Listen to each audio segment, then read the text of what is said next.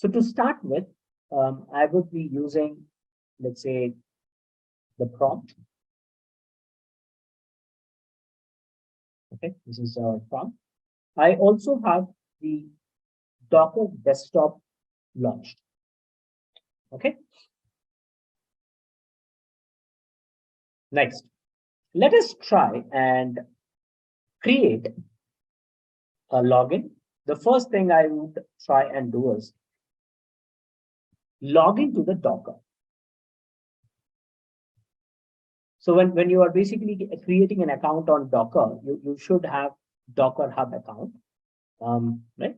You just try and log in into the Docker Hub, right? And the same login credentials have to be given. If you're not logged in into your desktop here, if you're not logged into the desktop, then it will ask the username and password to be typed here. All right, so we'll have to do that. And once the login is done, the first thing is we will navigate to the folder where our code is placed. Let us go to the code. This is my, let's say this is the code that I have. You see the your machine learning model. Then along with this machine learning model, you have Flask application. And when you run this machine learning model, you will have the data pre-processing pipeline, and then the actual machine learning model, trained model, pickle file. Right? And then in order to create an image, okay, first of all, let me show you how it works on the local instance. So I will just navigate to this particular location. This is in the D drive. So I will just navigate to the D drive. Okay, this is the location. I would say Python space app.py.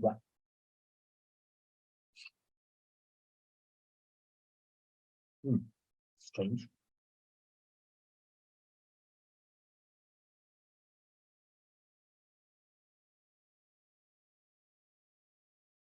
Okay, look at that. My instance is throwing this issue, right? So in my local, I'm not able to show you the execution.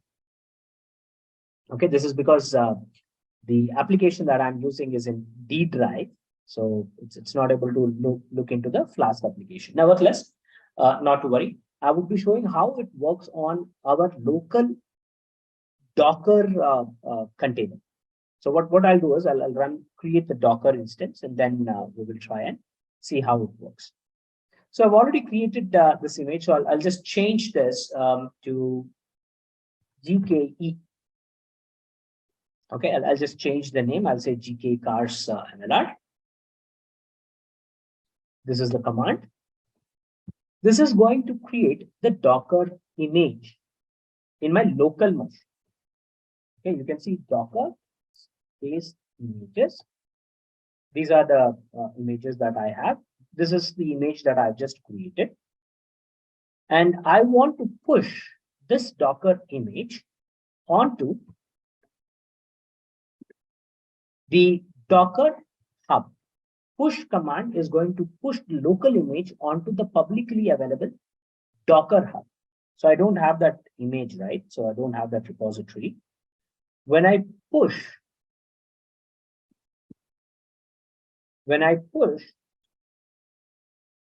this particular image, it goes and sits into the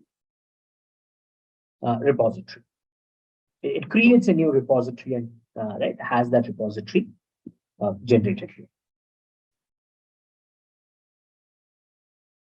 Okay, and let's see how does this work.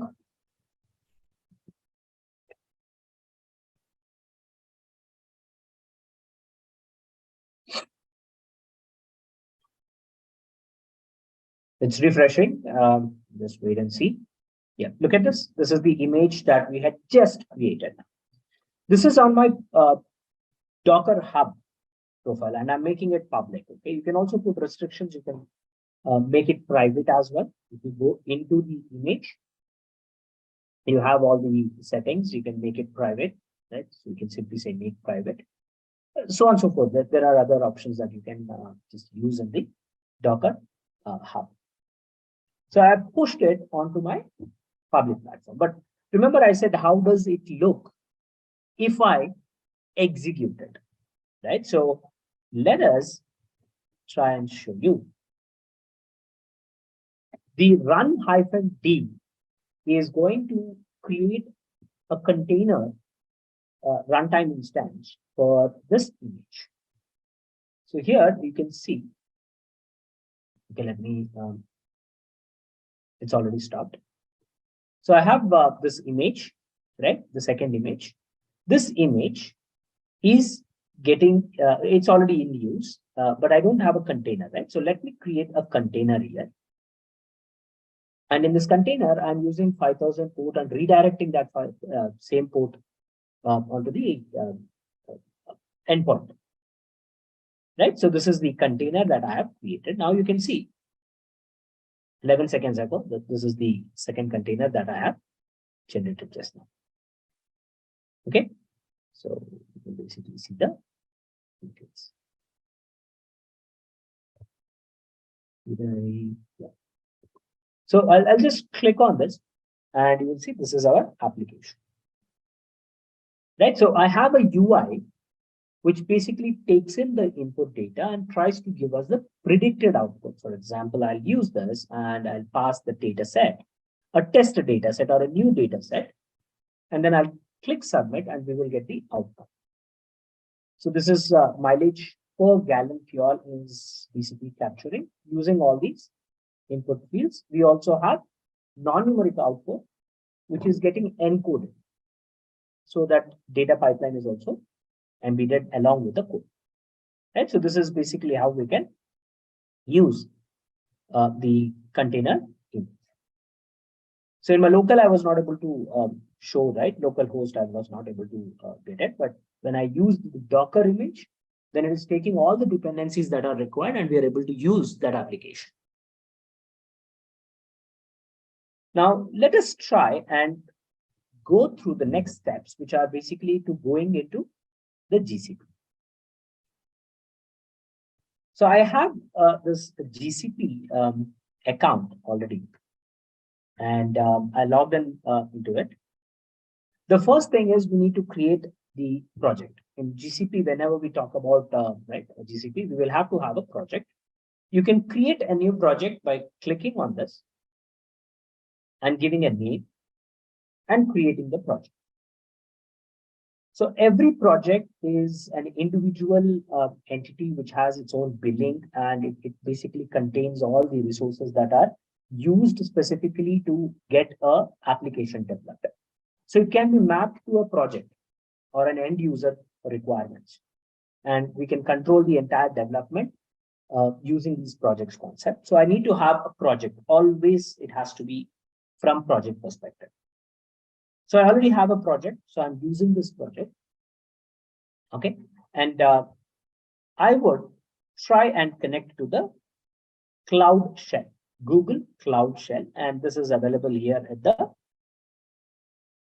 right top corner, right? So the small arrow symbol in a square box is your Cloud Shell. I'll activate that. You can do a lot of things from the front end as well, but backend Cloud Shell will allow you to have more control, and we'll be doing the code executions. We'll try and balance, right? Certain things we will use it from front end, certain things we will do it from backend.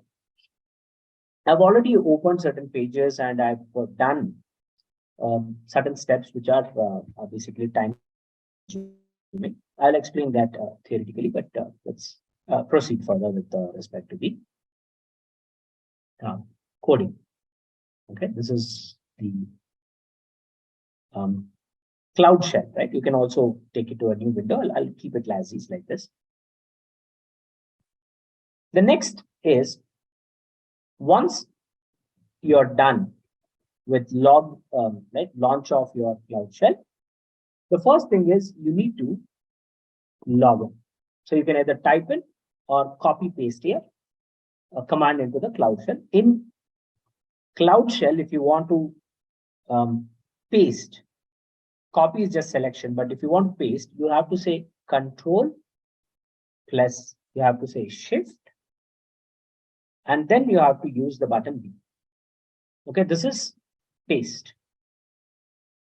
So copy paste, right? So when you do this, you'll get the command pasted here. You cannot do just control V, doesn't work. Control shift V. So already we have credentials, right? So we are directly logging into the Docker from the shell using your whatever the login credentials are. And once we are logged in this particular account, we will try and pull this particular repository and the image, right? You can also tag it. You don't need to do this. I'll remove it, okay? That's optional. All I'll do is Control Shift V. You need to ensure that the repository name and the image name is correctly given, and then hit enter.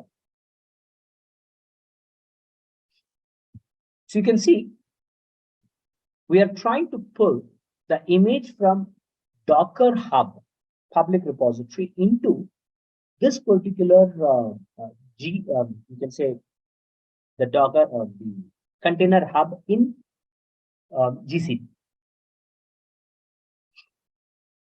right? And it's going to take time. We have a big amount of file that needs to be copied into this. All right, so that is it's going to take its time. Then we need to have this services activated, authenticated. So whatever the Docker configuration that you want to do, you need to have those services authenticated here. So I'll be using this activate GCR command. I'll come here. It's still downloading.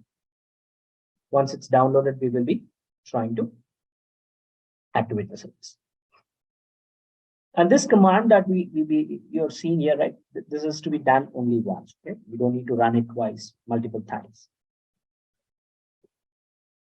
For one shell, one session, you do it only once.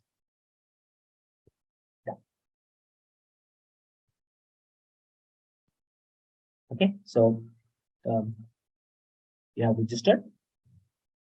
Registry you are using. This is the specific registry, and we are basically having the credentials registered here.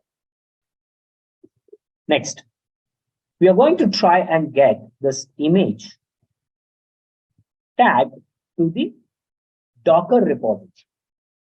GCR is basically your Google Container Registry. We are trying to tag it. So I'll basically use GKE as the name. I'll do this. And this is the project. Every GCP transaction that we are doing is assigned with a project, right? So we are taking the project name and adding it here. So gcr.io / the project name / the application image name that you are trying to tag. So we are basically tagging the image that we have mapped from Docker Hub, Docker registry, right? So from there to here, we are trying to map it. Done. We have mapped. Now I'm going to try and push this. So I'm going to push this image into the Docker registry. But when you are trying to do that, ensure that the Docker Container Registry service is enabled. Any service you talk about in GCP is API based, and it has to be registered first. And to do that, you can come to the dashboard, for example, here. You need to search for your API and services. So I'll just click on this. And we are going to enable all the services that we have to use here. So predominantly, we are using two major services. One is the container registry. The other one is the Kubernetes engine. So you'll search for those. You need to click on enable APIs and services. It will redirect to this page. Here, you're going to search for container registry.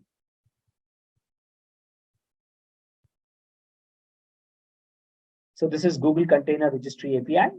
If you click on this, it will take you to this page. Okay, this is your container registry. There you have images. The old image is already there. But now when I execute that code, it basically creates this another image. But first we need to enable this service. Okay, ensure that when you click on it, it basically says the application API is disabled, enable it to use it. So you have to click on enable, because in this registry I have already used the service previously.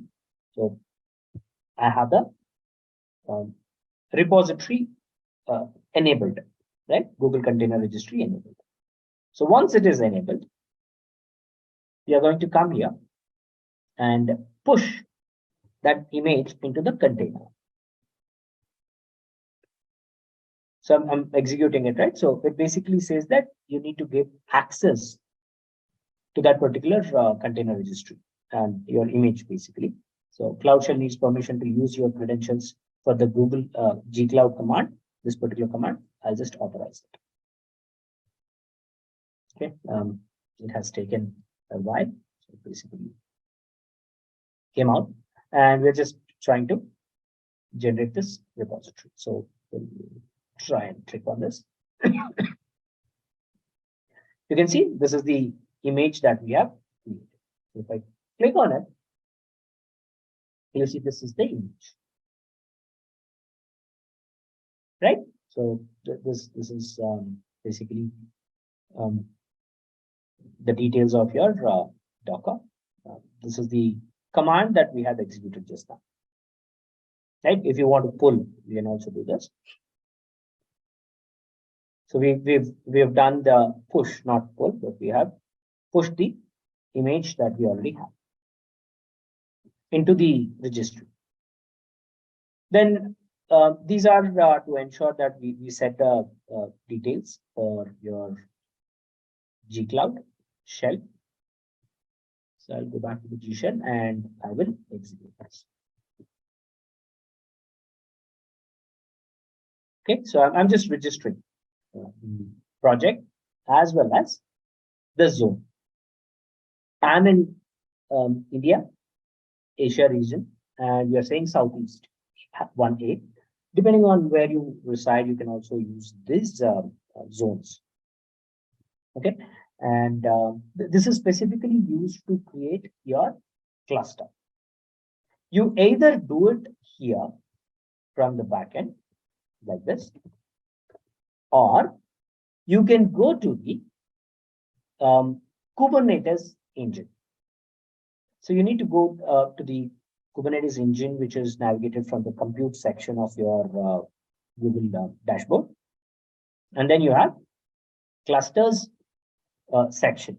And this service that we're talking about has to be first enabled. So let me show you. So again, if I click on here, you see the compute section.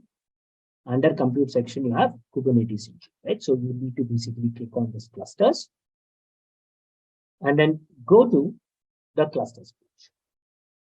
This clusters page, it is basically disabled to start with. You need to first enable it, and then you can create cluster either from this UI by clicking on that create button.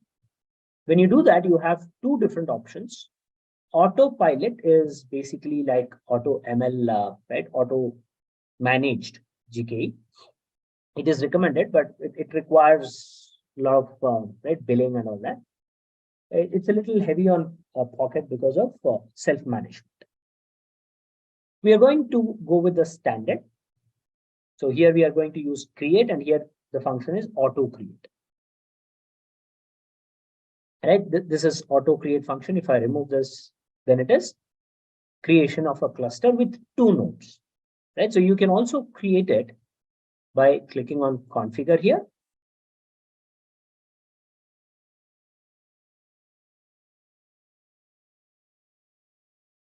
Right, and you can give a name, choose the region, zone, all these things, and then just create the instance clusters. Okay. All right. I'm not doing this. If you can see the command line code, this is basically the code, and I'm basically saying this part. You don't need to give all the other parameters. You can just restrict your execution to this.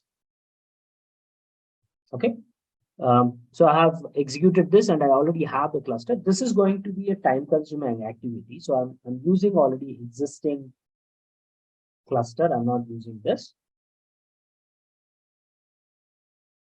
Right. This is the cluster that I already have with 2 nodes. Okay. Next, once the cluster is created, we are going to get the credentials. And to get the credentials, we are going to run this command. You can say cluster get credentials MLR cluster zone and the project name. And once it is obtained, the cluster credentials are obtained, you can run your deployment code using kubectl. All right. Now, either you run it from this backend, or once the deployment is done, you can also expose it so that you get frontend. What I will do is, rather than executing this, I will show you how we can do it from frontend. So I'll click on deploy button here. And we are using existing container image, right? So I'll click on select. Here it will give us the list of images. This is the image that we just have created. So I'm going to use this GKE cars MLR image. And I don't have any environment variables. I'll not use them. I'll just say done. And then I'll say continue. This is the container. If you want to add another container, you can do that. I'll say continue. You give an application name, your version. So I'll say GKE app. Right? And namespace is default. You can ignore that. And this is app and GKE app. It is the labels will automatically get written. And for Kubernetes, we need to have this YAML file generated, and this YAML file is automatically generated. We don't have to do anything. If you are doing a local instance of Kubernetes, right? Locally managed Kubernetes engine is there, then you'll have to create this YAML file. Again, this is like your configuration file, which allows the Kubernetes engine to manage all the services that we have in the cluster for running this application. Okay, so I'll just choose the cluster. I don't have another cluster. I have a single cluster, so I'm choosing that. If you want to create a new cluster, you can just directly create it from here, or you can go to the cluster page and then create it. That's all. You say deploy, and this application is getting deployed. So this action that we have done is done automatically using this command. You can give an application name and then the image name. The image name that we have used here is this one. So I'm going to use this image name. You can give a new image name, right? Okay. Done. Set up an automated pipeline for this workload. If you want, you can set up it. And I can ignore that pipeline is not required. Now, in order to use this service, we need to expose it. To let others access your deployment, you need to expose it. Right? And when you say expose, it creates a service. Either you click here or click here. So it basically says, okay, internally the port number is 80. What would be the target port number? I would use the default 5000. I will be using the service type, which is load balancer. And the service name is GKE app-service. You can give any name here. You can ignore the default service name as well. And then say expose. This expose command is the 12th command here, right? And once this is done, you would get external IP, and you can also see this external IP by running the service in your cloud check like this. So kubectl gets services. The external IP is not yet generated, right? The service is not yet exposed. We're using GKE app service, right? So it is not exposed. We can also track it here.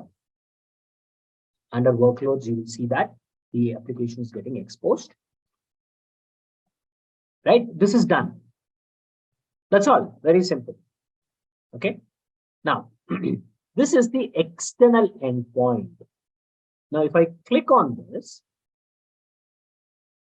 it is going to give us the UI, right? All the Flask code and the templates are being used, and you just pass the input data, the new data that you want to pass as the input for prediction, and then click submit. Voila. So you have a machine learning functionality provided as a service to end users using UI, right? And that UI is created with Flask application. Very simple. The most important thing that you need to ensure you have is your machine learning code, your Flask code, right? And this ML code is basically developed using pipelines. So you have saved models which are embedded along with Flask code. Then you can use Docker and then Dockerize it. That is, generate an image and a container. So first we'll create an image, and then we will try and have this image pushed into hub, right? And from the hub, we are going to use GCP. In GCP, again, you will have a local Docker instance, right? Local repository. So in GCP repository, you're going to map the image, right? And register this image in the container registry.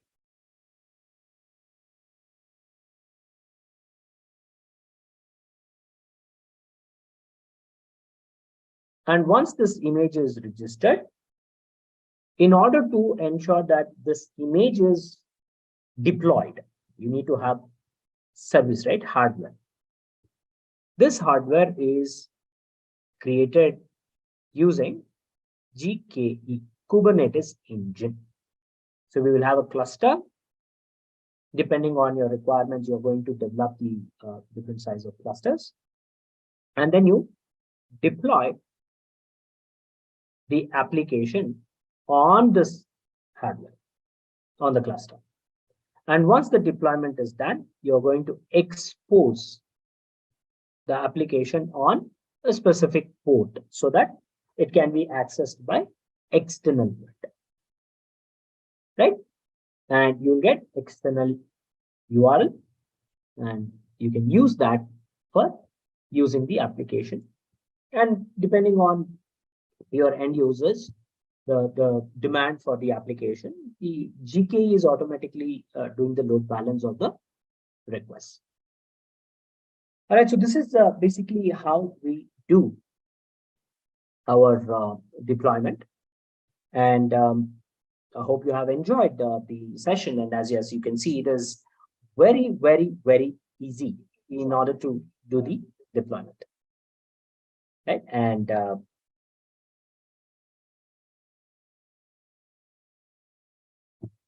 voila. So that's all about your deployment of machine learning models on